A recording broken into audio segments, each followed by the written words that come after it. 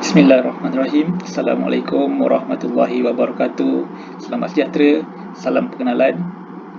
Saya percaya ramai di antara kamu semua yang telah pun belajar dengan saya pada tahun lepas.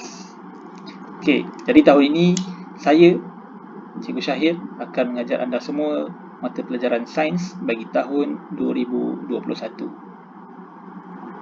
Suka saya ingatkan kepada anak-anak sekalian agar melihat video ini bersama ibu bapa anda kerana ada beberapa perkara yang ingin saya jelaskan berkenaan dengan yang pertama, mod pengajaran kita ketika PDPR. Yang kedua, buku apakah yang akan dipakai. Dan yang ketiga, apakah kaedah pentaksiran dan bagaimana saya mentaksir anak-anak sekalian semasa PDPR ini. Jadi tanpa melengahkan masa, marilah kita bersama-sama melihat tayangan slide yang akan saya tayangkan sebentar lagi. Sekiranya tuan-tuan dan puan-puan serta anak-anak sekalian telah pun bersedia, marilah kita teruskan kepada slide pembentangan saya. Yang pertama, kita akan lihat kepada jadual waktu terlebih dahulu. Anak-anak tuan-tuan dan puan-puan kini berada di tahun 2, iaitu di tahap 1. Maka, mata pelajaran sains mereka adalah pada hari Selasa pukul 9 hingga pukul 10 pagi dan juga hari Khamis pukul 10.30 hingga pukul 11.30 pagi.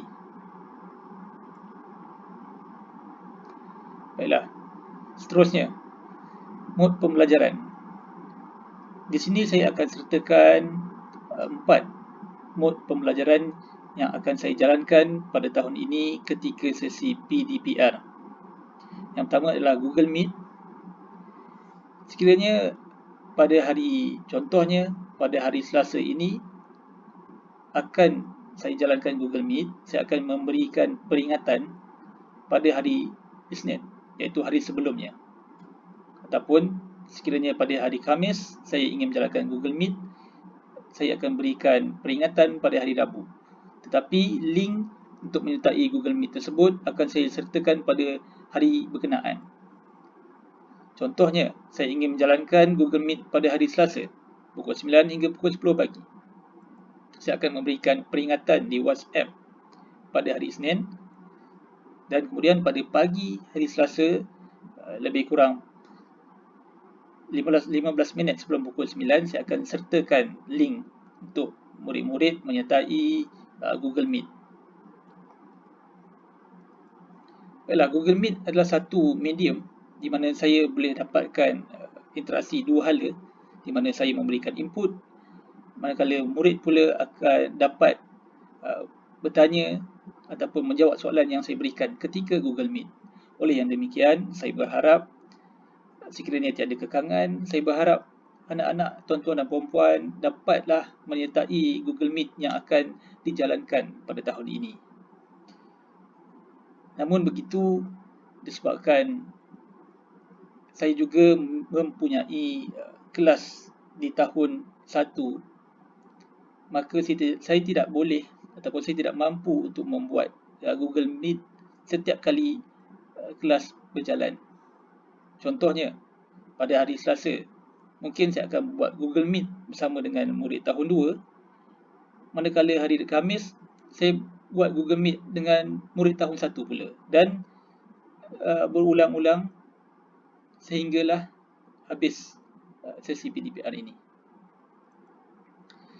Okey, sekiranya saya tidak dapat menjalankan Google Meet, maka saya akan memberikan tugasan sama ada dalam bentuk kuis, soalan ataupun aktiviti amali yang murid boleh lakukan di rumah melalui Google Classroom ataupun melalui WhatsApp.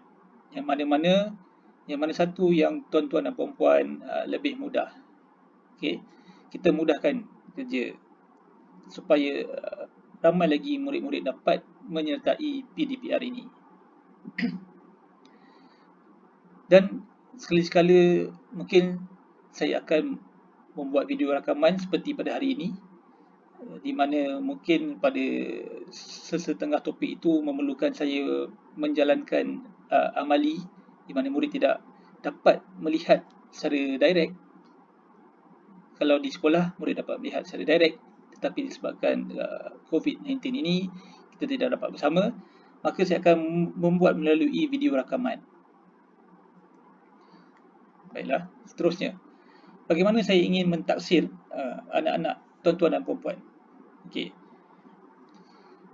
Segala kerja yang telah saya berikan, tak kisah melalui Google Classroom ataupun WhatsApp, diminta untuk snap gambar ataupun jawab soalan yang telah diberikan, snap gambar dan hantarkan kembali kepada saya melalui WhatsApp.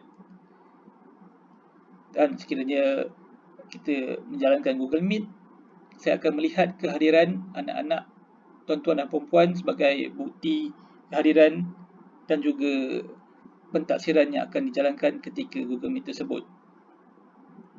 Walau bagaimanapun, saya juga faham beberapa kekangan yang akan timbul. Oleh yang demikian, sekiranya saya menjalankan Google Meet, jangan risau, saya akan rekod sesi tersebut dan saya akan upload di dalam YouTube dan saya akan hantarkan ke WhatsApp seperti video yang saya buat pada hari ini. Baiklah, teruskan. Okey, buku apakah yang akan dipakai pada tahun ini? Okey, berikut merupakan 3 buku yang itu saja yang akan dipakai pada tahun ini, iaitu buku teks, buku aktiviti dan juga buku nota.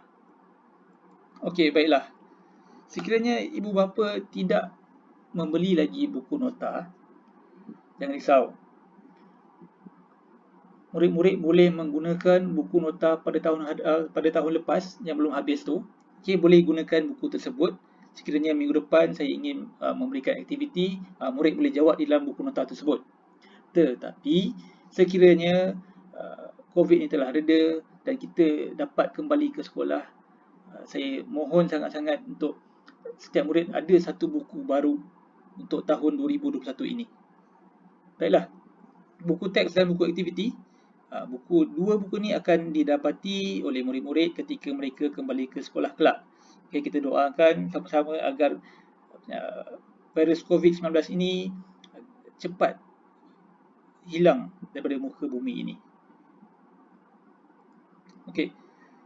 Selain daripada itu, tuan-tuan dan puan-puan juga boleh download e-book buku teks di mana guru kelas telah pun berkongsi link di dalam grup WhatsApp. Okay, apabila di-download, dia akan jadi seperti ini. Baiklah, ini adalah contoh buku teks e-book yang telah pun saya download daripada link yang diberikan oleh guru kelas.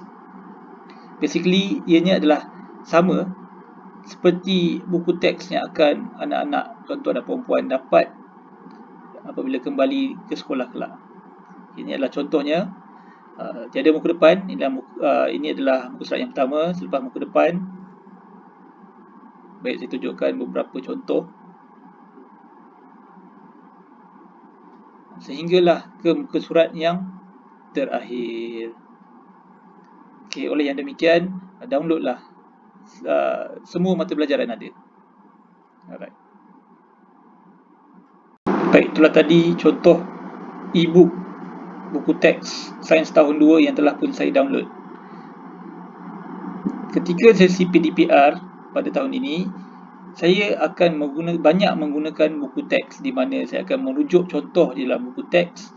Juga saya akan merujuk soalan-soalan yang terdapat di dalam buku teks. Oleh yang demikian, downloadlah e-book buku teks ini. Okey, sebelum kita teruskan lagi kepada topik tahun 2, suka saya ingatkan kepada anak-anak agar kita refresh balik memori, kita ingat kembali apakah topik-topik yang telah kita belajar pada tahun lepas. Kita ada kemahiran saintifik, peraturan bilik sains. Dua topik ini tahun ni pun masih ada. Nanti kita akan masuk. Dan topik yang ketiga iaitu topik benda hidup dan benda bukan hidup. Pada topik benda hidup dan benda bukan hidup ini, murid tahun lepas mereka telah belajar bagaimana nak distinguish, macam mana nak bezakan benda hidup dan benda bukan hidup. Mereka juga telah pun mengelas benda hidup dan benda bukan hidup. Kemudian Tahun lepas mereka telah belajar mengenai manusia, di mana mereka belajar mengenai anggota badan, contohnya seperti tangan, mata, kaki dan sebagainya. Kemudian topik yang kelima pada tahun lepas, murid telah belajar mengenai haiwan, di mana pada topik ini murid mempelajari apakah ciri-ciri haiwan. Ada yang 4 kaki, ada yang bersisik dan sebagainya. Kemudian di topik yang keenam pada tahun lepas, iaitu tumbuhan, murid-murid telah belajar ciri-ciri tumbuhan, berbunga, tidak berbunga, batang berkayu, batang tidak berkayu, akar apa, contoh-contoh daun urat jejala dan sebagainya. Kemudian magnet, topik magnet, murid telah belajar mengenai kutub-kutub magnet, apakah bahan yang boleh ditarik oleh magnet, apakah bahan yang tidak boleh ditarik oleh magnet, dan seterusnya. Topik penyerapan, murid telah belajar apakah bahan-bahan yang boleh menyerap air, apakah bahan-bahan yang paling optimum untuk menyerap air. Contohnya seperti mop dan juga kain lap. Mana satu yang lebih kuat menyerap air? Kemudian topik bumi, murid telah belajar mengenai bentuk muka bumi yang terdapat di bumi ini. Kita ada kolam, bukit, sungai dan sebagainya. Dan topik yang terakhir iaitu asas binaan, di mana murid-murid mempelajari bentuk-bentuk asas. Ingat lagi tak apa 4 bentuk asas? Cuba ingat kembali. Baik. Pada tahun ini, murid-murid akan belajar 10 topik ini, iaitu yang pertama kemahiran saintifik, peraturan bilik sains, manusia tetapi lebih mendalam, haiwan tetapi lebih mendalam, dan tumbuhan juga lebih mendalam.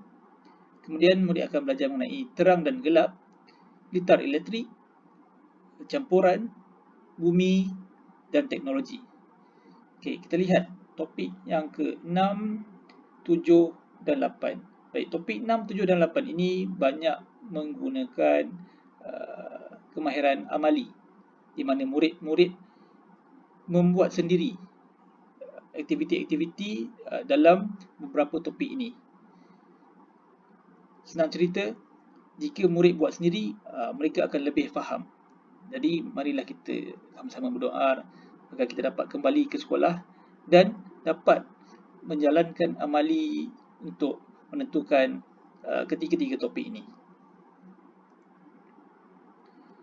Baik, itu sahaja daripada saya untuk kali ini.